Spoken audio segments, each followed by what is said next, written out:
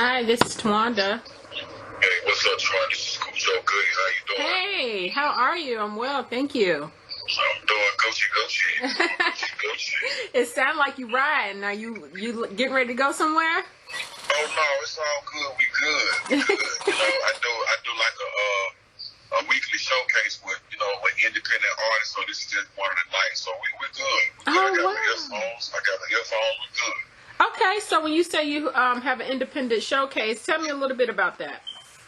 Okay, we on the record. We're recording now. We've been recording since I said hello. Yeah, that's what I'm talking about. Well, the thing is called the 5 List Southside Showcase. And since I stay on the south side of Atlanta, you know, it gives people that's way on the south side from being like toward Macon, Georgia, and everybody going toward the south to give them a chance to come on down instead of going all the way toward the city. And if they in the music industry, they're in the music business or making music, so they can start by the south side 5 List Showcase, and they can run their music by me, and if they want constructive criticism, you know what I'm saying, I give it to them. And you know, the first place winner, man, I give them a slide on my Feet the Lions compilation album that I'm doing for independent artists also. Wow. Okay, so how did that? What made you want to do the compilation album? Man, you know, it started way back when we put on people like Backbone and Witch Doctor and Cool Breeze and Future and people like that on the Dungeon Family. So I just want to carry on the tradition, man. You know, you just hear independent artists, man, because I know how it is coming up in the music industry, man. It's a slimy game. Right. And you know what I'm saying? If you don't have nobody telling you, you know what I'm saying, the pitfalls and the holes to watch out for, you know, people will just let you walk into it and don't care nothing about it. You know what I mean? Right. So I just feel like it's least, man, that's the least I can do, is to kind of educate some of these young artists, man, in the music industry, and just, you know what I'm saying, just keep the culture going, man. I just want to be a part of it, because this is something that we can definitely call our own. Right. You know what I mean? And just to see a young artist grow and develop into a major artist, man, that's great, man. That's just like seeing your brother or your little sister grow up and get summa cum laude in college. You know what I mean? Facts, big facts. Now, and speaking of that, you know, like an artist coming out, it's denoted that you are the only featured guest on Outkast's albums as well as Big Boi's solo project. So how did that make you feel as a rapper to anchor so much exclusiveness and so much power that you were in demand?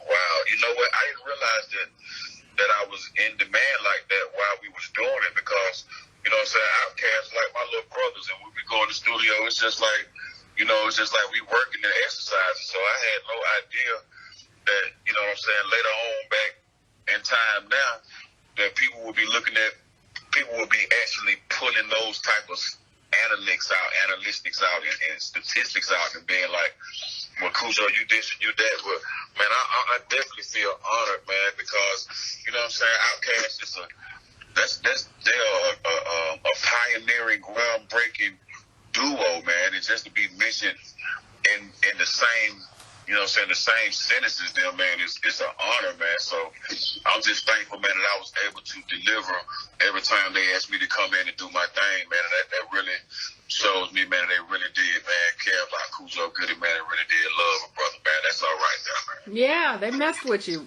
straight up the hard way. Love, man. Like, that's the highest honor you can have as a rapper, is to be on that #1 feature. You know, that just shows how talented you are as a rapper or as a hip-hop artist. So what did you do before the music? Before the music, you know, I wanted to play football, like, you know what I'm saying, like any other, you know what I'm saying, Georgia boy coming up out of Georgia, man, to get his mama a house and get his mama a car, you know what I'm saying? So, you know, life would be a little bit better. And, you know, just taking odd jobs, you know what I mean? I was, you know, working summer everywhere, you know what I mean? Just trying to stay out of jail at the time, because, you know, that pipeline from high school to jail was still, you know what I'm saying, was still going on strong, you know what I mean? So, you know, just trying to find myself. I went to Morris Brown College out here in Georgia. That's a black HBCU school. And I also went to Atlanta Area Tech, man, where my uncle convinced me to take up a trade, you know what I mean? So I took up a trade with heating and air and major appliance repair. So I was on that type of role, you know what I mean? But I still had my eyes on music, man, since the first song that I heard, you know what I'm saying? The first rap song that I knew was a rap song, you know what I mean? Right. And which one was that? Because you said you like quite a few old school artists, Public Enemy, NWA. Oh, man. So, I got to keep it real, man. Which one influenced you? I'm going to tell you, man, it was the Fat Boys, man. What? I got to really keep it real because I hadn't heard the human beatbox. I ain't heard nobody from Atlanta, Georgia, or the South do no human beatbox stuff with their mouth like that. You know what I mean? And for those guys to come to my school when I was in middle school, the Southwest Middle School, and to be on what now people call a promotional run to schools, man, that was just awesome, man. They came over the intercom, and the teacher the principal was like, I got a surprise for y'all. And we was like, damn, what is it? All of a sudden, you just heard somebody beatboxing over the intercom, man. You could just hear the whole school just erupt, man. So when they came, when people like Fat Boys and Curtis Blow and Houdini came to my school, I was forever hooked on hip hop, man, for real. Wow. So how did you get your foot in the door when it came down to that? Like, what was the determining factor? The determining factor was whether somebody else thought that my stuff was good or not. That was the determining factor, because you could think your shit is fine and everything, but you know what I'm saying, the people that need to hear it and putting your stuff out don't think that, you know what I'm saying, so it's back to the drawing board. Right. So I got to take my hat out to Organized Noise just for giving us a chance, man, just for letting us in their door. You know what I mean? Just to hear me and Timo demo CD, you know what I'm saying? Goodie Mob Alum, our first demo CD, and they heard it, man, and they allowed us to keep coming back over. You know, the rest is history. And it was history. Goodie Mob, like, even on Cell Therapy, the first person I see on that video is you. Wow, really cool stuff. Yes. But it's interesting what you said, you know, and it's like even now you're still critiquing yourself as an artist. Why is that? Why was that, or still so important to you to critique yourself? Because, man, you know, if you don't critique yourself, the other people that listen to music definitely gonna critique yourself. So if you don't critique yourself and just thinking you all in a bag of chips, when somebody come in and tell you that you ain't all in a bag of chips, that could destroy your whole thing. You know what I mean? So long as I just stay open and just stay humble like that, man, it just, you know what I'm saying, I always, you know what I'm saying, strive to do the best, man. And if a person don't like that, hey, man, I can't do nothing for you. You know what I'm saying? You gotta go somewhere else and get your thrills from somewhere else. And you know, it just is what it is, man. Right. Well, the good news is you always had a bop. So, with that being said, what's some of your projects that you're working on now? Well, the new project that I'm working on now actually was my new single that I just dropped. It's called WES H CHN.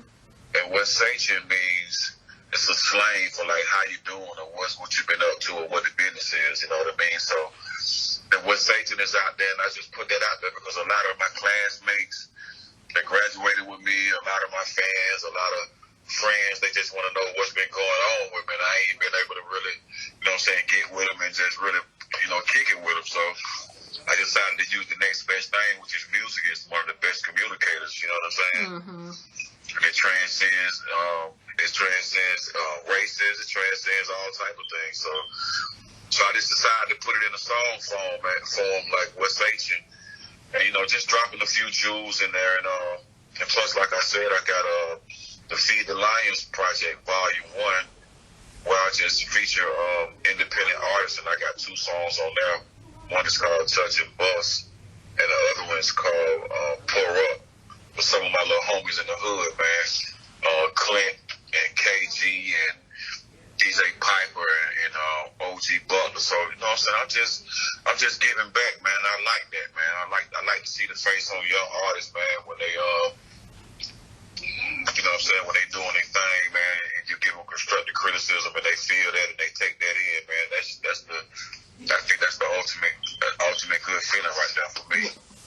Now, and it's interesting you said that, and I'm going back to an older interview that I watched of yours where you said, like, you didn't just become a rapper. It took time, it took effort, like learning to rap, learning to ride a beat. Like, do you think there's an artistry to that? Do I think it's an artistry to that? Yes. Of course I do. Of course I do. The thing about it now is that the youth is so smart right now. They catch on so quick. You know what I'm saying? It's so easy for them to make a word rhyme with another word. Mm-hmm. But the thing about it is you got to have some substance in between those simple words that rhyme together. Right. You know what I mean? So it was one thing that organized noise always told me. It's like, man, when you get in front of a microphone, always have something to say. And not something stupid and something dumb to say. Just have something that the people can relate to. And that's where we get into that mode of the Goodie Mob mode, where it's always like it's almost like a curse to us, because we always got to have something to say in our songs. You know what I'm saying? We could be jamming, but it's always, we feel like we always got to at least drop a jewel or have some type of effort, man, to tell somebody something. Right. And then I'm glad you said that. So that brings me to my next question. As someone that's a master of freestyle, does it kind of bug you that artists don't cut up like that the way y'all did when y'all got into the studio back in the day and still had something to say? Well, I mean, I wouldn't even consider myself as a freestyle master, really, because a freestyle is just somebody that can come off the head, nothing that's written down. I mean, you can rap about your clothes you got on. I mean, can capture the moment right there. Mm-hmm. But we just mainly just pride ourselves off of really having writing skills. You know what I mean? Right. I mean, I love to see my handwriting on paper. Right. You know what I mean? I love to see that. I love to be able to count the bars out on the paper. You know what I mean? Wow. I mean, that's just some classic. I love to see the ink on the paper. I love using different type of pens like Pilots, you know what I'm saying, G7s. I love hotel pens because I like the way they write, you know what I'm saying, because I'm a writer by heart like that, you know what I mean? Right. So, you know, but that's nothing to dig at the freestyle MCs, because it does take a skill to do that, man. And if you're not skilled at that, if you don't practice like you're supposed to, you know what I'm saying, somebody might get you might get caught up in a freestyle, you know what I mean? But That's right. it's always good, like you say, a master always have something for the situation. So if it's a situation where I'm put on the spot to do something, I got to be able to go back into my memory bank and pull out something I don't wrote down and be able to put it to any beat. That's right. That's right. Yeah. Well, and then that goes back to, you know, you critiquing yourself, so you're not going to think you're a master, even though this is what you do. Like, you fall in love with just a flow of words. Who does that? Right. That's the person that love what they do. Right. That's the person that love what they do. So your cadence is still the same, conscious hip-hop. How do you stay true to that without losing yourself to the hype of mainstream music? Well, you know, it's not easy, you know what I mean, because I like to have fun too. You know what I mean? I like to talk that talk. I like to get around my partners and, you know what I'm saying, be real. And but it's also a way to do things. Just like my partner Timo tell me, it's not what you say, it's just how you say it. Mm-hmm. And I had to learn that also. So I got to be entertaining and also, you know what I'm saying something kind of cool, but in a real type of, you know what I'm saying, cool way. You know what I mean? So that's just how it is nowadays, because you can't really talk that talk and get on the radio, because they can really see through it. You can't be plain as day no more, really, when you're dealing with being on the radio type of thing. You know what I mean? Because let's just face it, people would like for their music to be on the radio. You know what I mean? But it's got to be disguised in a way to where you know, the people that run the radio don't feel threatened by the things that you say. Right, right. That's, you know, it's kind of like what Kodak Black said. I was running my money away, so you have to be careful. Yeah. You mean, well, yeah, of course. It just depends on what you come out first. You right. You come out doing one thing, and you do another thing. You know, people don't like to adjust to that type of thing. Just like Goodie Mob, we dropped 2 albums, Soul Food and Still Standing, and we decided to drop another album, which was World Party, which was a fun type of album where the Goodie Mob is having fun. Nobody wants to hear that. Right. You know what I mean? But that record got us to tour Japan. You know, it got us on a whole different type of cadence where people started actually doing the same thing that we were doing. Right. Right. You know what I'm saying? Having fun in their rhymes. And we was just really talking about all the places that we were going in the world. It was that we was just having a good time. You know what I'm saying? But we still had understanding because we had Still Standing in Soul Food before. So we was just letting our hair down at the time, and people just, they felt like they didn't want the Goodie Mob to let their hair down. So a lot of people won't even acknowledge that album, man. But I mean, that's kind of wild. You know, they kind of got stuck to the hardcore stuff. So when y'all came out with They Don't Dance No More, what was the thought process behind that? What brought that out? When we came out with They Don't Dance No More, it was me and Rico Wade. We was in the dungeon, and he had a beat playing, and we was just sitting up there looking at TV, and then we seen Puffy and Mace come on. And they had the shiny suits on, they was doing dancing and everything, man. And I just looked at Rick, he looked at me, I was like, man, nigga don't dance no more, bro. Like, all we do is this.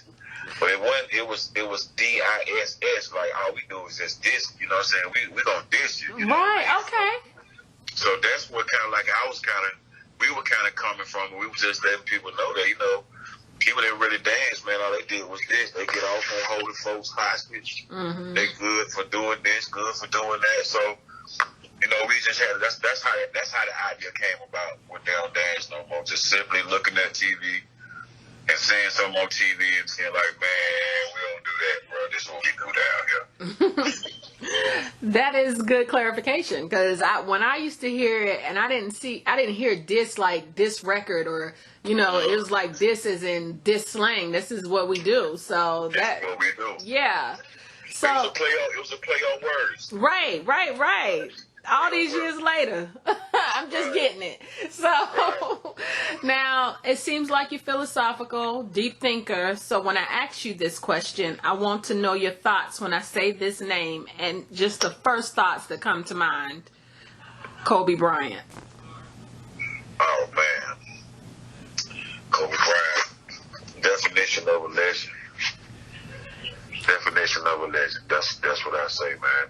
Definition of a legend. Now, you know, everybody's up in arms about the Gayle King interview with Big Les. Well, not Big Leslie, the basketball player. Les, okay. Yeah. So, and as a journalist, I it went both ways for me. If it was a right or wrong question, the question was not inappropriate. The follow up was, in my opinion, as far as from your perspective as a man and as someone who's dealt with your own stuff, you know, how did that make you feel? Because you've been in the media before. I ain't gonna even, you know what? I didn't even hear the whole interview. I was just been seeing pieces on social media because I hadn't even seen the whole interview, man. But my thing about it is, to really have a real big opinion on it. Right. Because I really don't know. What did she say? Did she say something about his past? Yes. I mean, you know, it's just she kept... Now, the first question, as far as a journalist goes, it was fairness to ask about his legacy. And does Leslie think that it's tarnishing his legacy? But it seemed like she wanted him to be guilty of something. So her follow-up questions was more... opinionated then that's just from my perspective of she wanted him to be guilty of something, which is why she kept digging for an answer. You know, it's kind of like, let me ask the question in this way to see if you're going to answer differently. You know what I'm saying? So it doesn't matter how many times you ask the question, the answer is still going to be the same. So.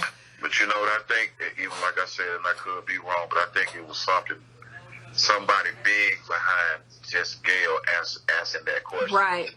I think it was some other type of powers behind that, making her ask that question. Now, I could be wrong, you know what I mean? But you know how it is in this world, man. You do something wrong, and you know you be drugged.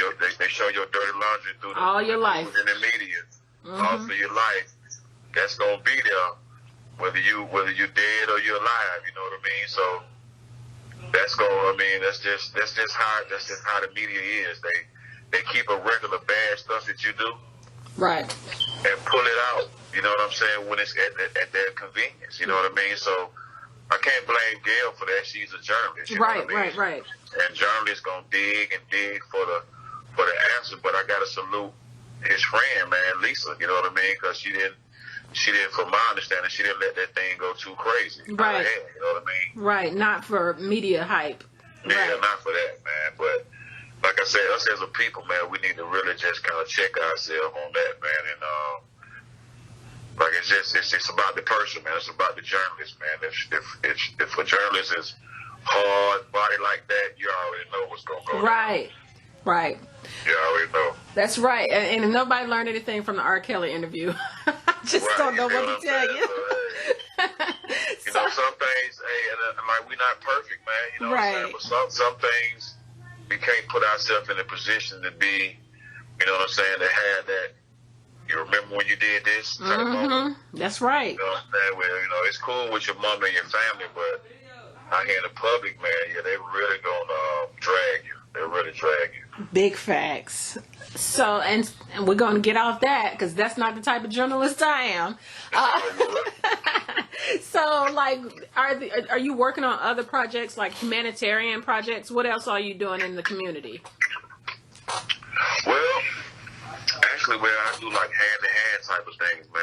When brothers approach me and they recognize me from the music industry, I tend to enlighten them on some other truth, man, really about who they are, man, as far as people in the world, you know what I mean? Because it's so, we've been misidentified so many times to where we really don't know who we are. Right.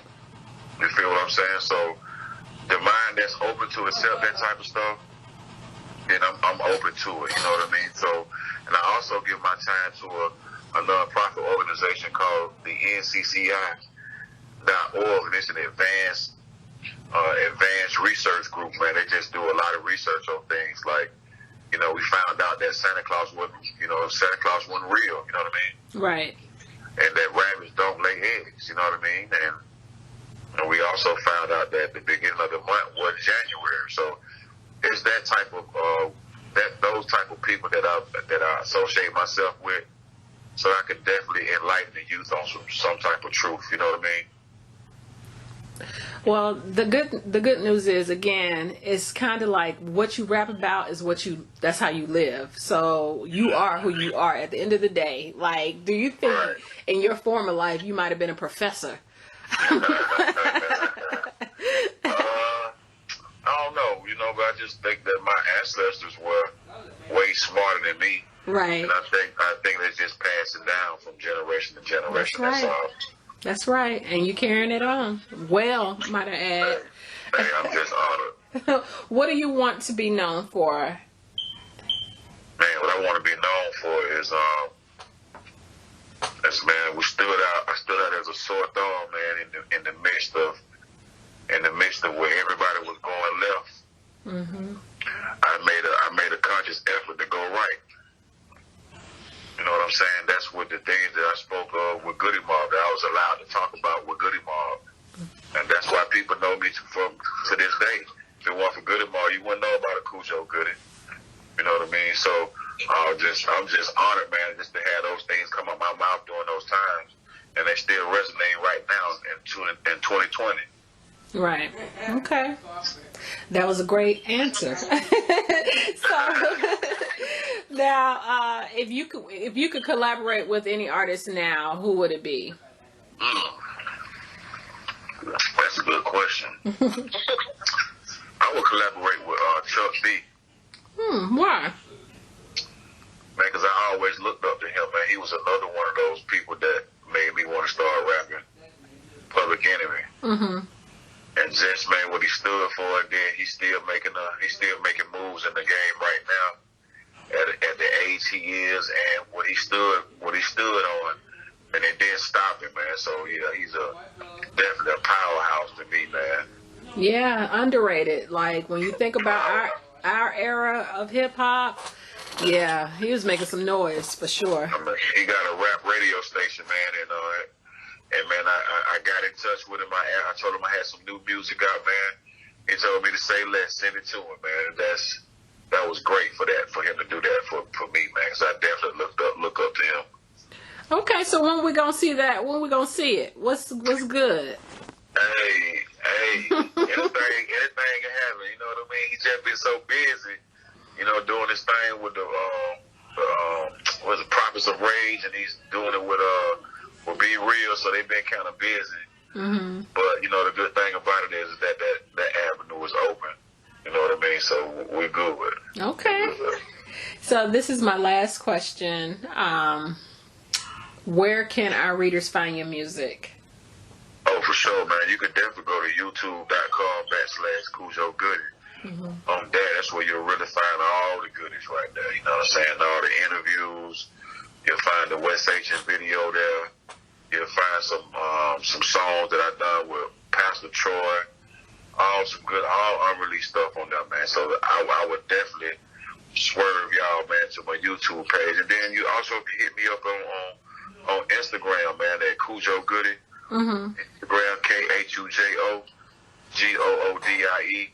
And follow my merch page too, man, at Firefighter List Merch. That's FIEDELISSH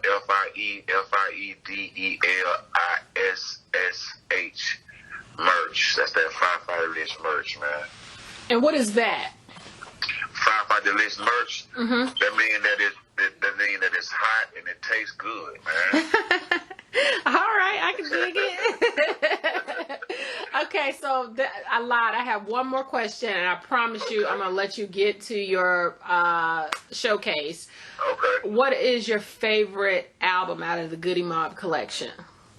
Wow, for real? Damn, you got me, man. Whoa. I got to say that's Still Standing, man, because it's in between the Soul Food and it's in between the World Party. And it's a great balance of both of those records. And man, it was Unchained, the chains that came off on Still Standing. Okay. All right, so I'm going to be putting that out there too, just because you said so. Thank you. Appreciate that. Thank you so much for your time. I hope you rock out with your session tonight and get some dope vibes popping off. Appreciate it, sis. Thank you. Thank you.